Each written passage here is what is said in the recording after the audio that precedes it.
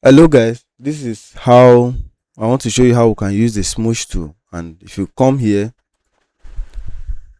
let me zoom in. This is the smudge tool here, like this way. If you click on it, it has this possibility that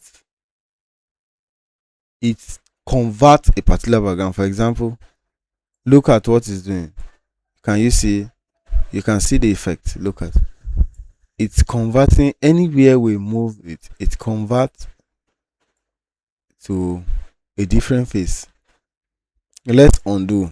Let's do it again. Let's do it again so that you can see. Let's undo. Let's undo the section.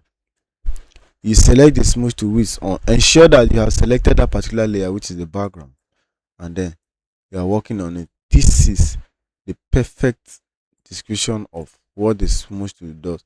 It distorts briefly an area which we want to do, and we'll be using it in our projects subsequently.